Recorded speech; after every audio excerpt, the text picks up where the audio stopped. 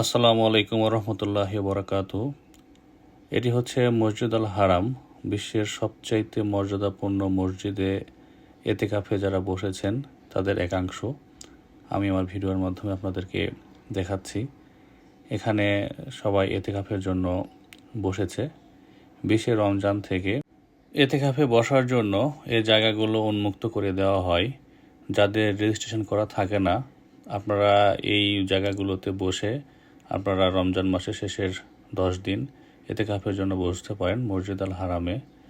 আমাদের বাংলাদেশ থেকে অনেকেই যাওয়ার জন্য চেষ্টা করে যে এতেকাফে বসবে, কিন্তু রেজিস্ট্রেশন করার অভাবে তারা এতেকাফে বসতে পারে না। এ নিয়ে আমার একটি ডিটেলস ভিডিও রয়েছে যে আপনারা কোন গেট দিয়ে আপনারা মসজিদ আল হারামে প্রবেশ করলে এতেকাফের জন্য বসতে পারবেন।